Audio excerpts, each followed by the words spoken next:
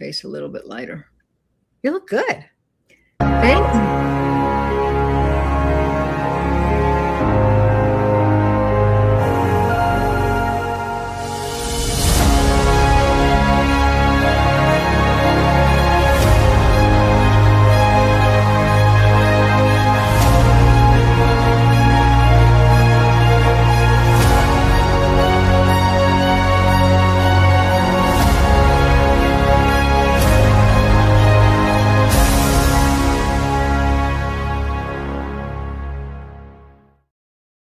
Hi, everybody. Hi there. Welcome to Psychology and the Soul.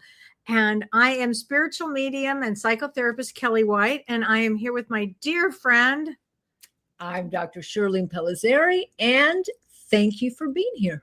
Yay, Cheryl. I'm so glad we're here tonight because we have quite the topic. Our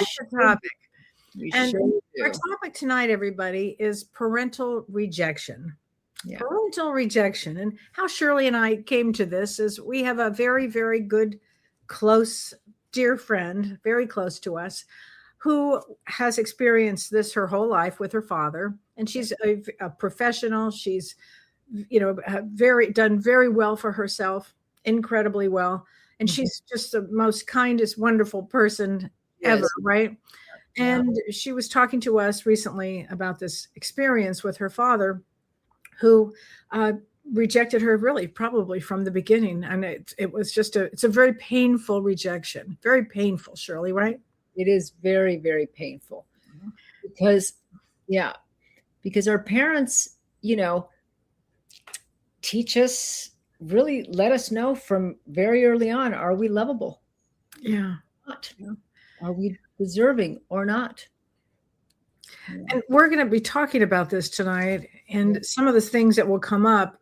I mean, sometimes it is possible to work through something like this, and sometimes we have to understand that the parent that we'll call rejected us, or whatever the word would be there with that, is a personality disorder. Mm-hmm. Right. So sometimes we can work through some things, and sometimes we get really close to it. Sometimes we need to grieve the parent we wish we had. Mm-hmm. That we want to have and that we will never have. So there's a lot of different kind of variations of this. A lot of dynamics being played out. Yeah. With this. I'm just glad that we're able to talk about this. Yeah.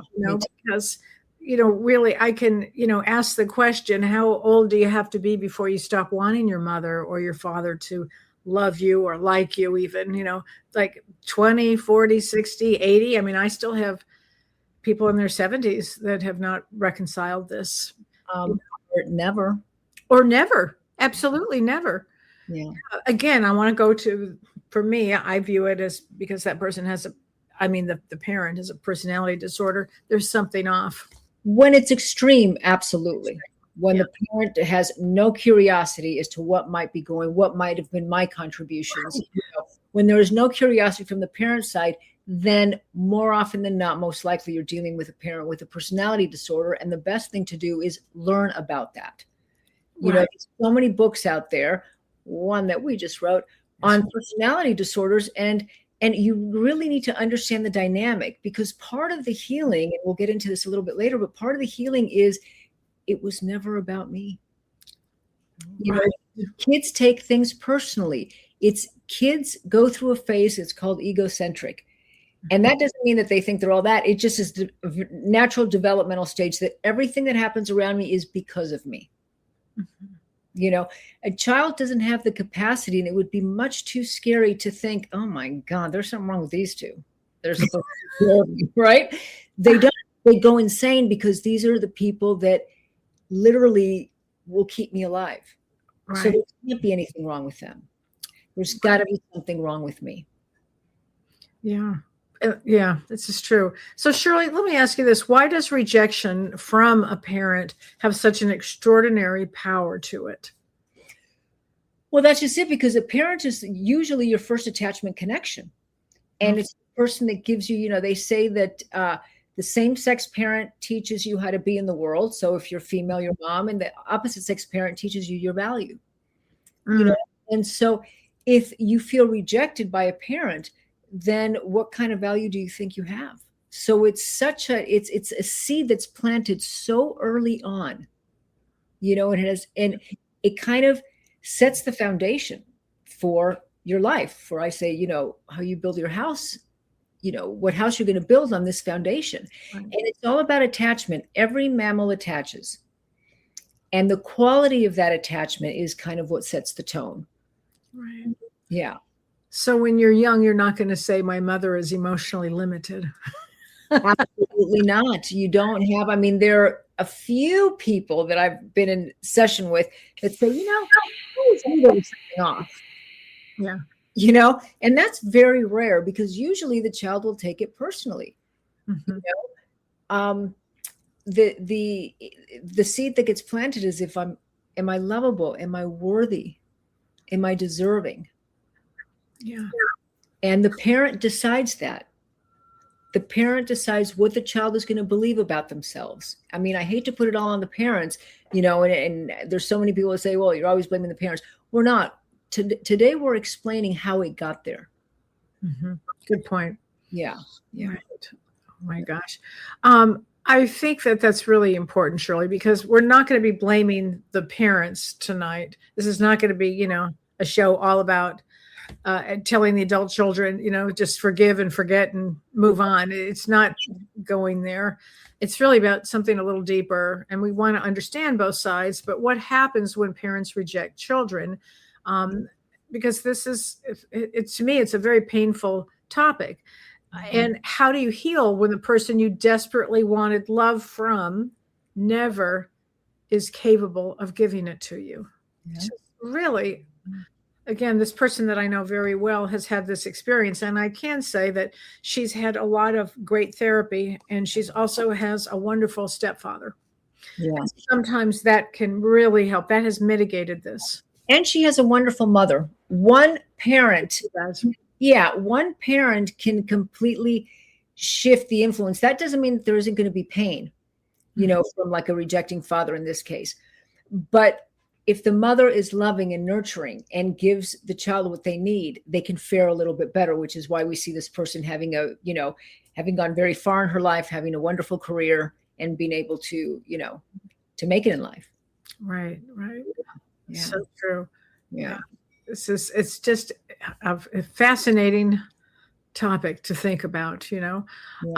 And so what we can say is what happened to me is not necessarily the truth about me if there is a parental rejection. Absolutely. Absolutely. So for example, if the event is my father left, it's not, I wasn't worth staying for. Mm-hmm. If my mother wasn't emotionally available, it wasn't because your feelings were too much. Now that may be how they cause you to feel. But as an adult, as we work through this pain, that's ultimately the goal, is to know that it was never your fault.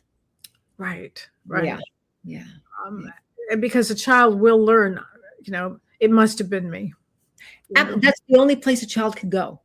That is absolutely the only place a child can go, And so we need to understand it from that point. That's why if we have a child who, if we feel like we have a parent who rejected us, we need to understand how we interpreted it, and that will help the healing of it. Yeah. And so what does emotional rejection from a parent actually look like, Shirley? Well, it can look like different things. It can look like you're spending more, a parent that has more attention to a sibling. In emotional neglect, it can mean that the parent really wasn't there emotionally. The parent could be there providing a home, providing food, providing, but there's no emotional connection. Could it look like abandonment? Absolutely. It can look like abandonment. It could look like repeated criticism. It can look like ridicule or humiliation, withholding affection. If you don't, the affection is conditional. If you do this, then I give you affection. If not, I've seen some people who the parent actually told them that they weren't wanted. Even the joke of you weren't planned is not really a funny joke. Right. rejecting important aspects of the child's identity. That could be an also feel like parental rejection. Well, and you always talk about curiosity when they aren't really curious about the life of the child. Right. It's really, really tough. You have to be, as we're going to get into talking more about this, is when the child wants to talk, the adult child wants to talk to the parent, and they say, I felt lonely. And the child says, I know I was a terrible mother. Like one time I tried to approach my mother and say something, and she goes, I know I was the worst mother ever, and so now you're adding guilt to the whole, martyr. And so it's not going to change what happened in the past, but it's definitely going to help for the relationship in the present and in the future to make it stronger. Because as a parent, we messed up. Mm-hmm. We did. We're not perfect. And even though the intention wasn't there to do something wrong, we did. And we need to own that. Yeah. Yeah. At times, I'm not saying, in everything. And not every parental mistake constitutes emotional neglect. Absolutely. That's what I was just saying. No parent can remain perfectly attuned to the child. Parents get frustrated. Parents misunderstand. Sometimes we say the wrong thing. I mean, I've definitely done that. But healthy relationships aren't without rupture, but repair is the most important thing. Right. And again, if you have a parent that has rejected you, if the person is, not a personality disorder, which we're talking about, a heavy duty narcissist or a heavy duty borderline, or any of the, fill in the blank, right, Shirley? Absolutely. If a parent can repair is such an important piece. And it also teaches a child that, that people can mess up and they can repair and everything can go back. Like if a parent says, I was angry earlier, I didn't handle that well. What I said hurt you and I'm really sorry. Tell me what that was like for you. So there's the curiosity. How was that for you? Right. And there's another form of rejection that we ought to talk about too, because this leaves a deep imprint. And that would be the parent, the mother or the father, who simply disappears. And that was the case with our dear friend, Marianne Cloyd, who wrote a book about it, actually. Excellent book. Excellent book. Yeah. And, maybe the father or mother leave after divorce. Or maybe the contact becomes inconsistent. That I remember having lots of clients that had this situation, and maybe the father promises to call and then he doesn't. And maybe, he comes to a birthday party or doesn't come to a birthday party. And kids don't really understand divorce, and they don't understand addiction. It could be addiction, alcohol, drugs. It could be any of them. It could be emotional immaturity, which I run into a lot, Shirley. Yeah. A lot with that. All they understand, though, is that dad left. They don't understand, why didn't he come back? For me, I've had people in my office in their 60s ask, why didn't he come back for me? Absolutely. And that's why, because that taking it personally can last a lifetime if you don't work through it, in therapy, which is one of the wonderful, things to work through in therapy. When a parent disappears, the child often experiences a loss personally, like there's something wrong with me. Not that my parent, is flawed. A child can't think of a parent as flawed. They just can't. It's much too scary. Yeah, that's very true here. I mean, a father's disappearance, tells us something about what he was able or unable to do. Right. Exactly. And that's something that you can start to understand. Certainly as an adult, you work through it with, first of all, acknowledging your feelings about it, your sadness, your anger, all your feelings about it. And then to get to the point of seeing the parent as a human. Right. And that can be one of the most difficult things to do, is to see our parents as humans, as flawed human beings. Yeah. And I love that, because almost our culture has become afraid of imperfection. Right.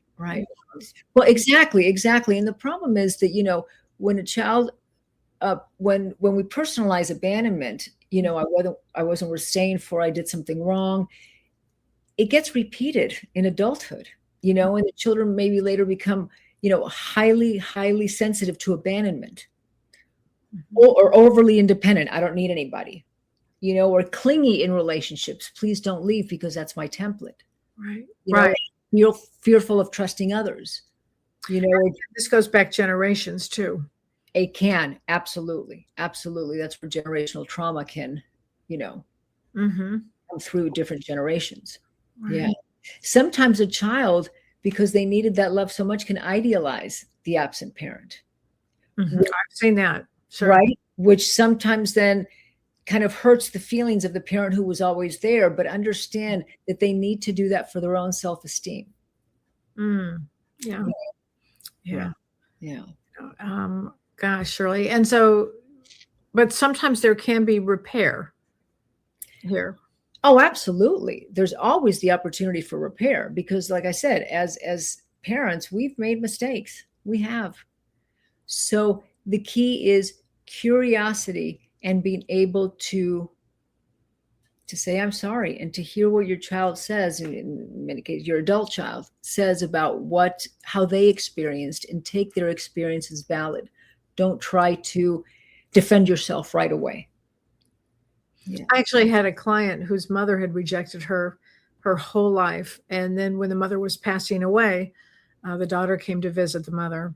And during that time, the mother actually said, I am sorry I wasn't there. Wow. Didn't expect that one. That is healing, actually. Unexpected, but healing. Oh, so incredibly healing, because these are attachment connections that are so strong. A child will always want and need to feel the love from the parent. I don't care at what age, right? And relationships can survive mistakes. Accountability can feel safe. It can let you know that your feelings mattered. When a parent is able to say, I'm sorry. And, there's many stories that we have of, the patterns of, the child who grows up to work really hard and have a lot of success and, but she's not being noticed by a parent, a mother or a father. And she keeps going and keeps going. And then the successful version of me will get loved if I just do this, Right. Am I enough now, basically? So, Dr. Shirley, what happens psychologically when love and achievement become connected like that? Well, the two become associated together. And so the only way that a child will feel loved is through achievements, through, having successes. And so that's all they'll do over and over and over. So you see a child that gets, straight A's and is the top of their class and is the head of the, football team or whatever. So because they want that love, and so it's connected with performance. And then as an adult, you see the adults who are always accomplishing goals, always doing the next thing. They don't even, and this is what I work with sometimes when someone tells me something that they did, I go, okay, let's pause here. Can you take that in? Can you take this huge accomplishment in? Yeah. And many times they can't because they're right to the next one. Right. They need that next accomplishment to feel, the next accomplishment. Yeah. And this is where it's really great if you can get somebody in therapy at this point and really slow that down and say, where is this coming from? Absolutely. Well, and that's kind of what clues you in, we have patterns in relationships and the people that we choose, or kind of how we live if accomplishment means so much, to take a step back and be curious about what might be the underlying reason for that. There's nothing wrong with wanting to accomplish things, but are you able to sit back and take that in and feel the accomplishment and feel good about it? Yeah. Or are you jumping to the next one? Exactly. Yeah, exactly. Until we can slow this down, until we can actually slow it down to where we are with our lives. I think it's really, really important, because reaching that accomplishment isn't all right. Oh, okay, great. I'm worthy. I'm great. It's always right. It always goes to the next one, to the next one, to the next always. One. Yeah, it does. Until we can get to that point of, oh, you had a father that was absent. Oh, okay. And really getting back, here's a good question, Shirley. Can fathers have a lack of love shown due to their past situations and not a disorder? Oh, absolutely. Absolutely. When we're on what I call emotional autopilot, we're going to repeat because, again, our parents teach us how to be parents too. That's and we can do it by just mere observation, and certainly by the way we were treated.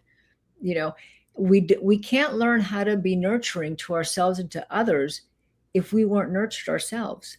That doesn't just show up when we become adults and all of a sudden we have all this knowledge that we never got. Right.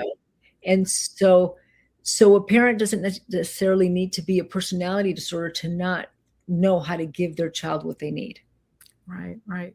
Here's another comment, Shirley. Being rejected as an adult, you feel guilty and taking this behavior onto yourself and blaming yourself. Mm-hmm. Mm-hmm. Do you ever see that in your practice where people are blaming themselves? Yeah. I mean, people blame themselves because they don't know where it came from. Mm-hmm.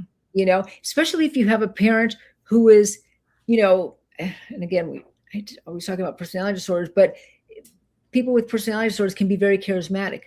And so everybody around, they're great with everybody around and everybody loves them. And then you think, okay, what's wrong with me? Mm-hmm. You blame it on yourself.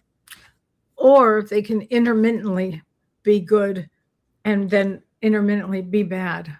Right. Exactly. It's very, very confusing. Yeah. Would a child look for negative attention as well because of the situation? If that's the pattern that gets established.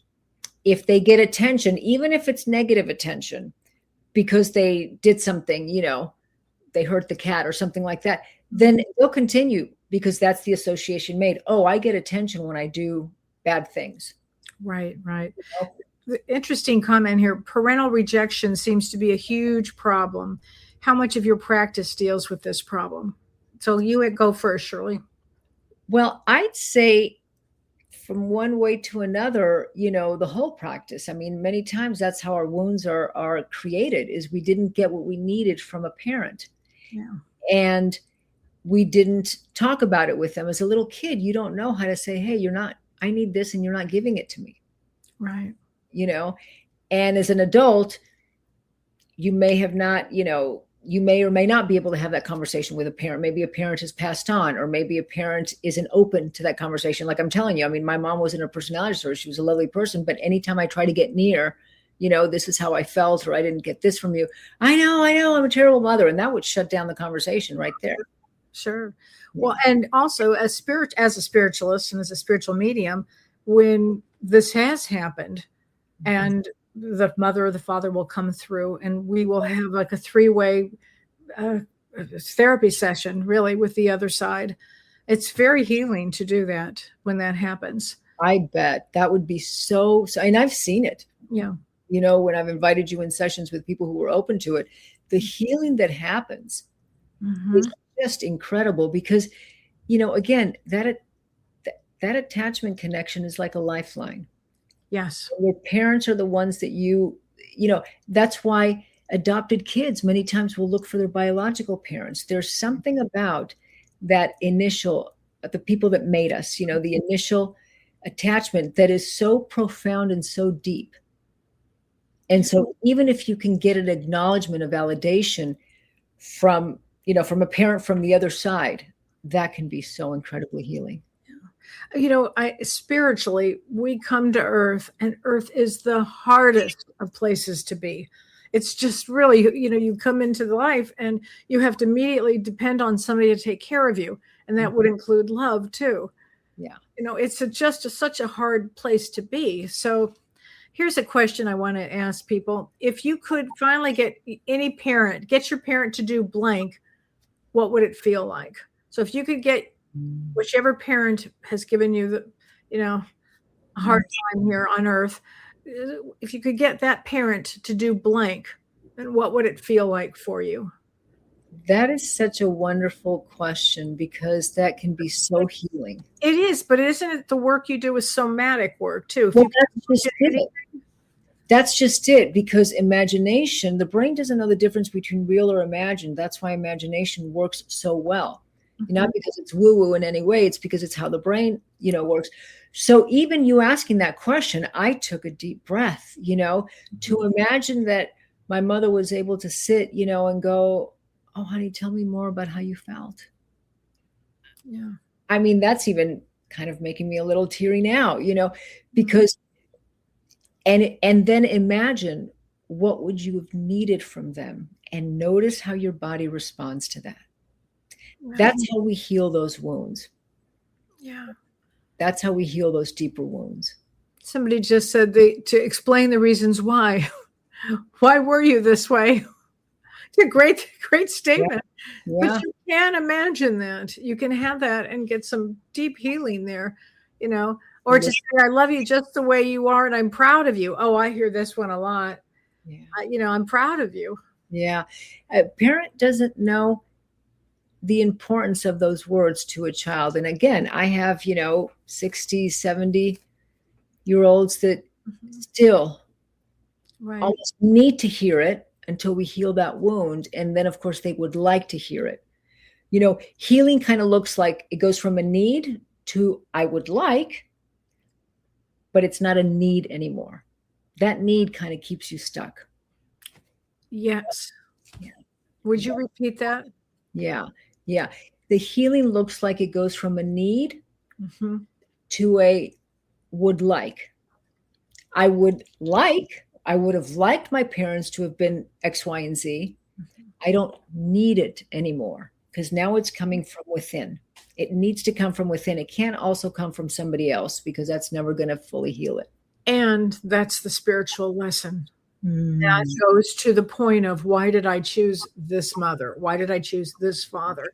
Yeah. It's really all about self-love. Yeah. It's almost impossible when you first arrive on earth because you need so many things. Right. But it's important as we get older to have a spiritual road with us, because I think that's where all healing comes from. Right. And there's that curiosity again to say, okay, these have been my experiences. What did I come here to heal? Right. Especially because we'll see a pattern in our experiences. Yes. Yeah. And I mean, again, these lessons absolutely go both ways, from parents to children and children to parents and vice versa. And ultimately, again, each lifetime that we come back, we are ultimately trying to heal so many things and to take to have a shift in consciousness. Yeah. So if you can get to that place, then there's a deeper, thing playing out here. Right. Because what happens is, our adult romantic relationships will resemble either what we, what we didn't get or what we got. Right. Yeah. It's very true. We will play that out until we have some awakening, whether it's through therapy, it's an aha moment, whether it's something that helps, because we also can heal in a relationship too. Oh, absolutely. I see that a lot when I see couples, when they're both, maybe they're starting here, but they're both healing together because they're both curious and they're both able to be open and be empathic from the other person's experience. And I see many times both heal. I also see when one is able to heal and the other one isn't. Right. But we don't consciously look for rejection, because many times I'll have someone that say, this person would present it so different at the beginning, but there's something energetically that we are recognizing, and the brain likes what's familiar. The brain will always go for what's familiar until we've healed that wound. Yeah. Whether we're aware of it initially or not, because familiar feels safer than unfamiliar. Right. So Shirley, would the wanting of this need, would it be said to complete the healing then at this point? Would we begin to heal this? Yes, absolutely. Absolutely. Once we understand and we heal what we didn't get, what was hurtful. Right. And again, a question that I'm getting is, why in the world would we choose parents who would hurt us? That's a good answer. It's a great question. Spiritually, we choose on the other side. Could it be karmic? Could be.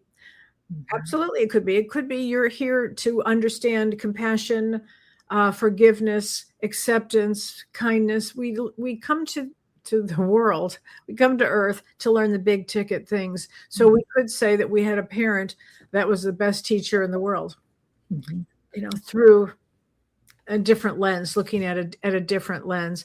And somebody here says, I've learned so much about how my father's rejection affected me, but I wish I would have known how it affected me before I raised my own kids.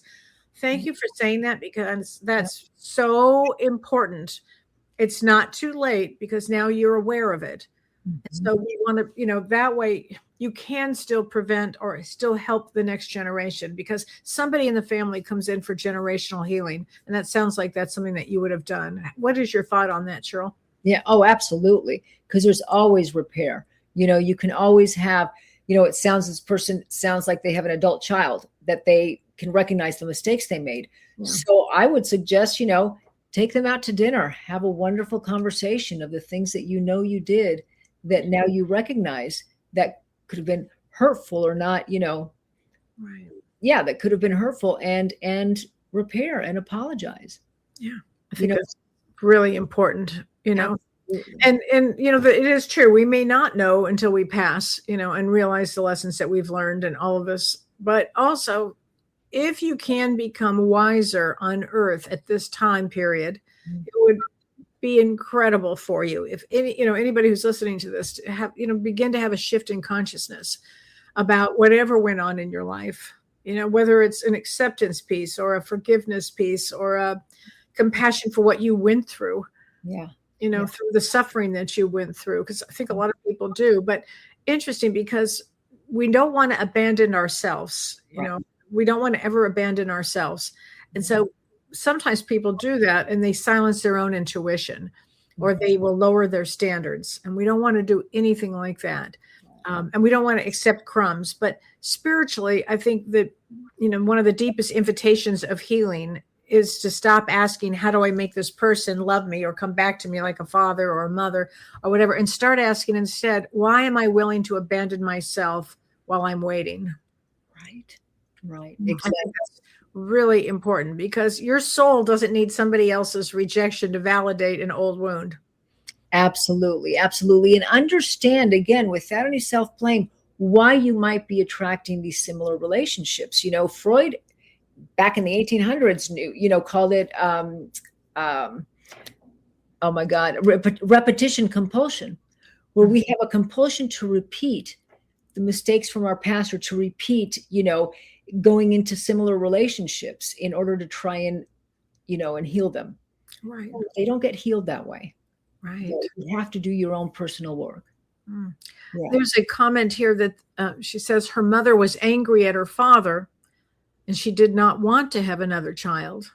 And so the environment that she grew up in was very hostile. I've heard that so many times, where the mother was so pissed off because she was having another baby, and she really didn't want to. Right. And it takes, it gets to the child. So absolutely, because imagine that even if it's not said, a child can feel it. Yeah. It's energetic. You can feel it. And then you wonder, what's wrong with me? Why am I not being loved? So a child would immediately take it personally. Yeah. Oh, absolutely. There'll be a life review. Everybody will do a life review when we pass. It would, and if we can start doing it before we pass, it's very good, actually, good work to do. So here's a great question. She said, Dr. Shirley, would you try to forgive a parent who continuously hurts you? Well, that's a very good question. And that's where boundaries come in. Mm-hmm. The parent continuously hurts you. And when you try and share with them what they're doing to hurt you, and they can't hear you, or they give a blanket statement, I know I'm the worst, or they might say, no, it's not me, it's you. Exactly. I'm not hurting you, denying your reality. Yeah. Personality disorder. Right. Well, that too. But that also is a parent who you do need to set boundaries. Huge. Because you're still trying to get what you didn't get, and they're still doing the same thing. They're still rejecting you, either by invalidating your feelings or by, minimizing your feelings. Mm-hmm. And so it's really up to you to set boundaries. Yeah. And to me, it was never about forgiveness. It would be about, acceptance. Oh, this is how she is. Oh, okay. Exactly. I mean, setting the strongest boundaries. That acceptance doesn't mean that I'm okay with however she or he treats me. Right. It's okay. I can accept that this is who they are. Mm-hmm. And this is how much I'm willing to tolerate or let in. Yeah. Because Which my might life- be 0. Right. But there might be a complete, I have some people who have decided not to speak to a parent, to break all ties. And that, of course, the parent is a extreme personality disorder. But because part of it is also realizing you matter. Yes. You need to include yourself in the equation, Mm-hmm. To know I matter. I would love nothing more than a wonderful relationship with my parent. Let's just, in this case, call it mom. But I can't have that. So I'm going to accept what I can and set boundaries to take care of myself also. Yeah. Yeah. Because some people, it's actually not possible. Yeah. For some people, it's not possible. Yeah. Yeah. Oh my gosh. And that's where, like Shirley was saying, boundaries are really important. And also we have, times where, parents are being cut off because, for all kinds of reasons, but often it can be because, and Shirley and I will do another show on that, on parents that have become estranged they believe for no reason, and which could be the case. Talking to them. But that's a whole other subject here. But when a parent, so we're just going to stick with the parents that have rejected the children here, because I think that's really important here. Yeah. Because I don't want to minimize that. I think it's so important that this children of dysfunctional people understand the dysfunction that they were into, and how you actually out there listening have the ability to start working on yourself. And I know many of you, and I know many of you have already begun that process of working on yourself. Yeah. I think that's really important, because you don't have to forgive. Forgiveness is a funny thing. You can have an acceptance. I think it's probably a better word for it. I think acceptance is a better word only because forgiving is, I think forgiveness is within the umbrella of acceptance, right? We can do it that way. But accepting is, I accept that this is how it is. This is how my parent is. What do I need to make it, the least traumatic for me? I'll just say it that way, right? Do I need to set boundaries? Do I need to stop, talking? Do I need to limit my contact? Do I need to, what do I need? So I'm not getting hurt continuously. Yeah. Right, Shirley, that's so true. Because you can get stuck on this one. Mm-hmm. And it doesn't mean that it doesn't come up again. We have holidays, we have, Mother's Day, Father's Day, all kinds of things that can come up. Yeah. The wound gets activated. Absolutely. So notice the wound, spend some time on it. Notice what it feels like in your body. Does it feel like your heart is hurting, And I would encourage you to just slow it down and it's very difficult to sit with that pain, but it's so important. So when it becomes too overwhelming, just notice the edges of that pain. Yeah. Just hang out there with the edges and wait and see what happens. Yeah. And as somebody points out here, acceptance is a part of moving on and not dwelling on the terrible behaviors. Right. And acceptance also allows you to move on with yourself, to start to heal that I wasn't lovable enough. I wasn't worthy. I wasn't deserving. Let's talk about the empty chair, Shirley. Mm-hmm. Mm-hmm. The empty chair is something that everybody can do out there. And it was a Gestalt interaction where we can take that mother, that father that put you in a horrible situation, rejected you, and put them in a chair, visualize a chair, put them in this chair. We do this often spiritually when a person has already passed away. Right. But it's the same thing, whether they're alive, whether they pass away, that energy is still there. You put them literally in this chair and you just have a dialogue. Do you want to describe that, Shirley? Yeah, I've done this work with many people, and you imagine them sitting in the chair and you imagine saying what you wanted to say to them, and you try and imagine them hearing you, which may be completely different than how they would have been, but you try to imagine them hearing what you're saying and then imagine them saying exactly what you needed to hear back. Mhm. Yeah. But you can also say to them, you did this and this and this to me. Absolutely. That's the beginning part. Oh, Is yeah, for or sure. you just let it out. You share everything and how it hurt you and how, and I hate you for this. And, Yep. be able to just give yourself permission to say whatever. That doesn't make you a terrible person. That actually can help you heal by saying everything that you couldn't. It's really, and you can do it again, whether they're dead or alive, as they say. Exactly. Because it could be your parent is alive, but you can't There's have no an honest contact. conversation with them. Yeah. Right? Or there's no contact, or you can't have that honest conversation with them. So it's important, however, to give yourself an opportunity to be able to say it out loud. Yeah. I think it's really important, Yeah. to do that. And so people are writing in, they actually did this many times and it truly works. And it does bring closure. Yes, it can bring a lot of closure. And also, Shirley, somebody wrote, I want you to know you two have been very appreciated. These topics have been hitting home and have been so healing. And thank you for that, because I do think we hit a lot of big topics, Shirley. We're not like light conversation here. But that I think this one is all about healing, because we want to heal during this lifetime as much as we possibly can. Right. I think that's so important. Absolutely. It's and that can be, and again, because the brain doesn't know the difference between real or imagined. That's why the empty chair technique can work so well. And it might take a few times, but that's why it can work so well. Again, whether a parent is alive or they've passed on. Yes. It's interesting. I took a hypnosis class, I was telling you, Shirley, over the weekend for my continuing education. And they talked about Peter Levine, as you have worked with him many, many times, and he's a personal good friend of yours. And so the couple that were teaching this class in hypnosis were talking about how trauma and how you can imagine anything, and any trauma that you've been in, you can imagine anything. And it was the funniest thing. I went to sleep not thinking about a certain trauma, and a certain trauma came up, and apparently I had a solution for said trauma in your sleep. So things can come up in your dreams that you would have never imagined. Yes. And don't be afraid if the dream is very violent. Yeah. That is just it, right? It just represents the amount of kind of repressed anger that's in there that you haven't been able to let go.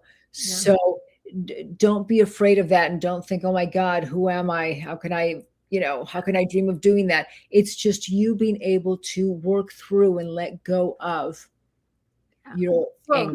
You might be surprised how creative you get with what you would do to somebody that hurt you. You'd be shocked. Absolutely. I think so. Again, the empty chair, I think, is just such an important thing. Yeah. And part of the work in the somatic work too is I've worked with people who've told me these horrendous things about a parent, and I'd say, if you could do anything, what would you want to do? And this woman thankfully trusted me and herself enough to know that this didn't represent who she was, but she went for it. And she said, I would peel the skin off their body, and I would, and it really helped her. And then she noticed tingling all over her body. And that's the nervous system releasing all this repressed rage of what had happened by being able to, to imagine that. Yeah. Surely that's so true. And I think one of the hardest spiritual lessons, if we think about this, is that sometimes we think forgiveness means reunion, and it doesn't. And releasing the demand that the relationship become what we wanted it to be. Right. I should repeat that, because I think it's an important statement, to release the demand, maybe, that the relationship become what we wanted it to be. Yeah.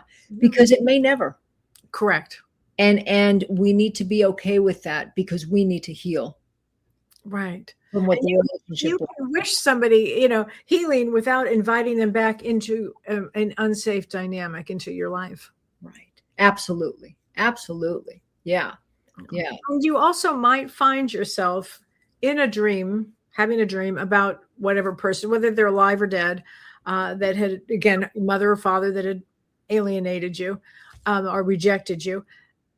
Write it down, what came up in the dream, because that might be something that you'll need to be working on. Mm-hmm.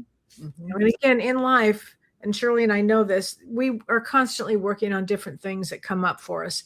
And you would think, haven't I worked through this enough? Well, maybe not. Maybe not. It could be just a deeper layer that's showing up, because it's very layered. We can work with the top layers, and then all of a sudden we notice that there are deeper layers to work through.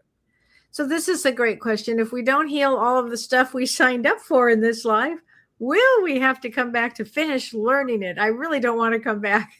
Learn everything you can. Whatever you do out there, learn everything. Shift your consciousness. Work really hard at it. Does this mean if you, did this and this and this, would you come back? Some people, there are other places to go to school other than Earth. But Earth is a big school. That's why we come here. And often we'll start a pattern and we tend to come back to finish it up. But I think in this lifetime is about releasing so much of the things that in all these lifetimes that we've accumulated. And we have lots of wonderful tools to use to do this. Yeah. I know I say the same thing. It's like, I'm done signing up. I'm done with the signing up of this school. It's a tough school. Yeah. It's a tough school. It is. It absolutely is. And I also want to, if you feel like you've, made mistakes with your child and you invite your adult child now to talk and have a conversation, it really is important in how we hear things. When an adult child says, you hurt me. Right. Parent might think like, this is what my mother would think. Oh, yes, I was a terrible parent. And then the parent responds with, I did everything for you. And I did this for you. And that cuts the communication right there, because the most important thing in the attachment, the need is to feel seen. So, Shirley, having said that, that mother would probably be making her way into having another lifetime. Right. Really? I love it. Not the child saying, do you think we could have this conversation? Well, it was, going off on that. That's the one that's going to come back in a back. Exactly. Know that if your adult child wants to talk to you about it, that you've created a safe enough space for them to want to talk to you. So continue to create that space. Don't get defensive. Don't say, well, I loved you. Well, say, how did you feel? Right. And apologize and own it and let them, you have your side, you certainly didn't do it intentionally. There was a lot of stress and all that stuff. Leave that for later. Right. Make sure your main goal is to help your adult child feel heard by you. Right. The rest will come. So this is a good question. Do we choose to come back, or do we have to come back to learn what we didn't learn throughout our lives? We choose to come back because we know on the other side that our soul wants to constantly learn and grow. That's all. And so we do choose that. But yeah, a particular parent, she says, will have to come back. Yeah, I know. I believe that. I mean, if they are stuck, again, personality disorders, or they are stuck in their own misery or they're not going to even budge for a second, their own closed window, closed door. Yeah, they'll be coming back. Yeah. I mean, it'll be a choice, but they'll be coming back. They'll probably get a kick on the other side and go, yeah, you're returning here. Yeah. What were you doing over there? Your child came to you and tried to talk to you about this, and you just rejected again? What were you thinking? Right. Now, if they do it with a lot more compassion and empathy than I'm doing, I'd be like, what's the matter with you? Yeah. Get out of it. Right. Okay. If a person is not ready to come back, do they still come back? Oh, that's a great question. There's all the time in the world on the other side. There's no such thing as time. So ultimately, would they come back? They may decide, I never want to come back. I wonder how that, I have to say that the guides would probably be like, well, let's have a conversation about that. But if the person, when they're ready to come back, they do. Yeah. I mean, that's your territory. And I've asked similar questions myself. Right. And Shirley, can you forgive without reconciling? Well, I mean, how are you defining reconciling? I guess even having a conversation. Yeah. I mean, you can forgive in the sense of that acceptance that we talked about and decide but I don't want to reconcile with my parent. I don't want to have them in my life, or I want to have them in very small doses in my life. Yeah. You know, accepting and forgiveness doesn't mean that now you have to accept them as who they are and allow them to continuously hurt you or create havoc in your life. Right. Right. Yeah. Somebody here writes, being gay, my mom was brutal towards me. Over the years, though we were able to talk. That's a really hard one. That's a tough one. That's so painful. Right. I mean, it's really heartbreaking. It really is. But it's amazing that through the years you were able to talk. I'm so glad to hear that. Yeah. So again, again, compassion, empathy.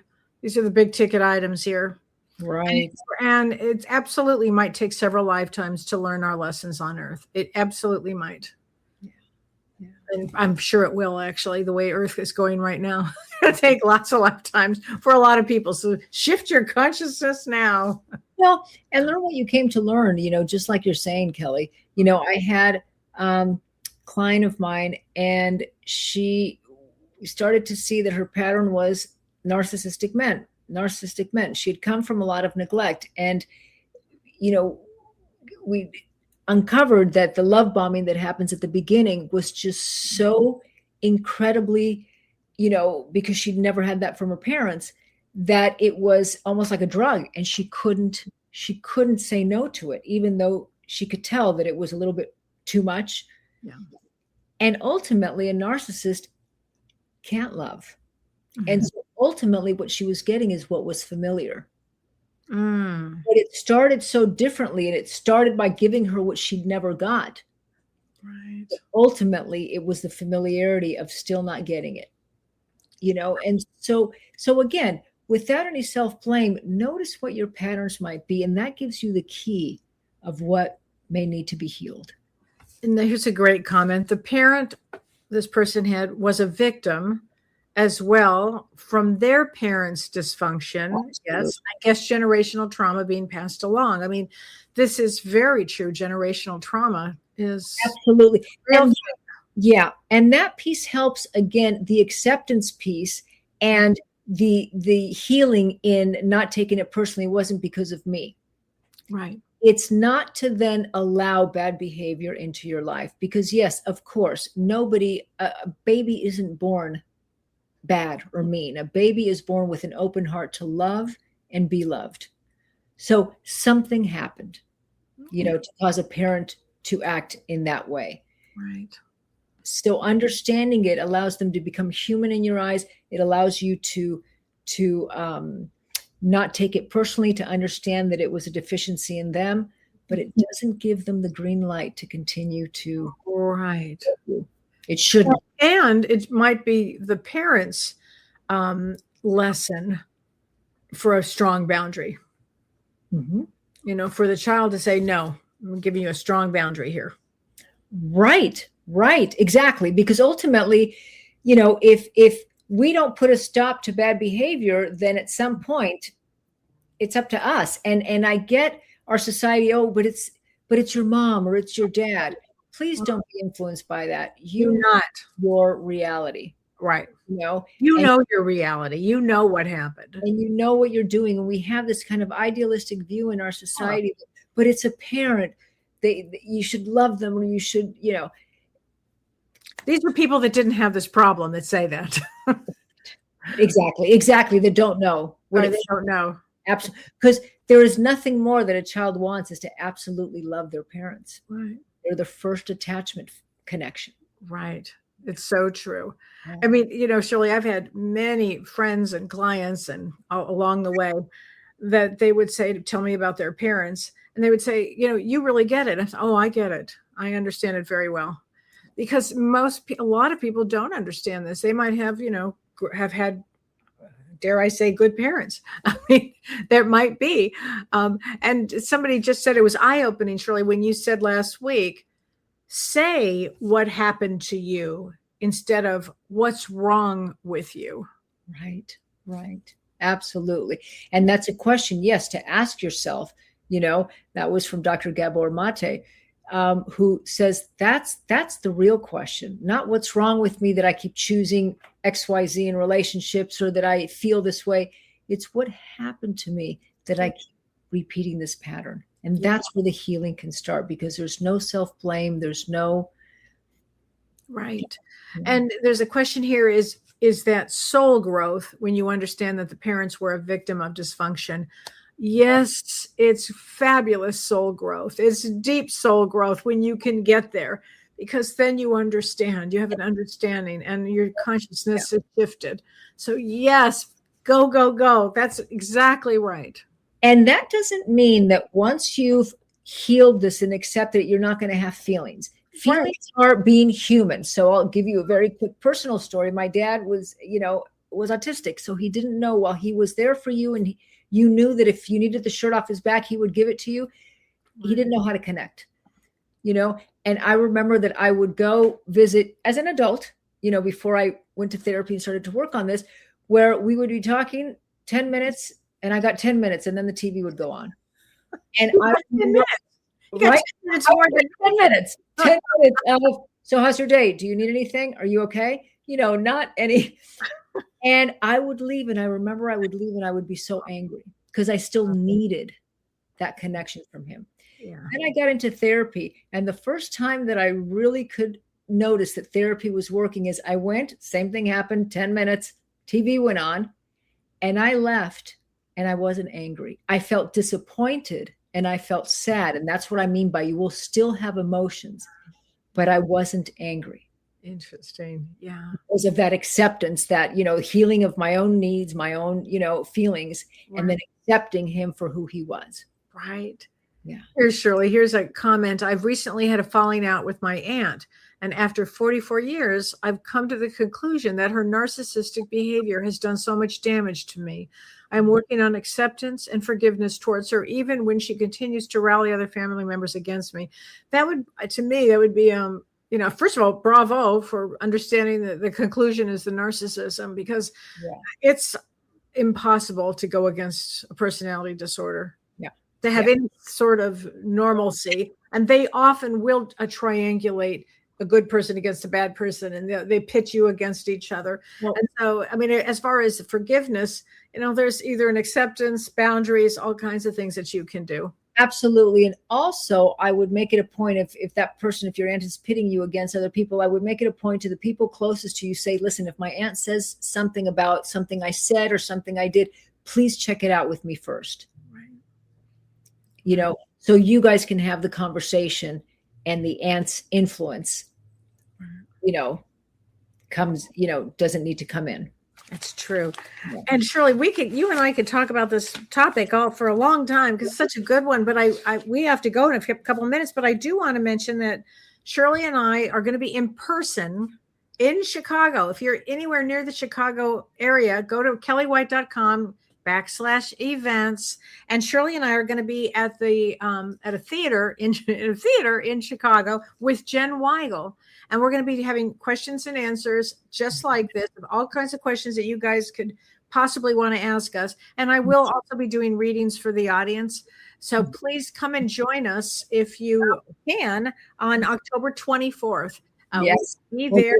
Giving out lots of hugs. Lots of hugs. And we're going to be having lots of deep conversations about this. And Jen Weigel will be there too. So anyway, it's going to be a lot of fun. Looking forward to seeing that. And then, of course, Shirley and I will be back next week. Mm-hmm. And I'll be back on Thursday.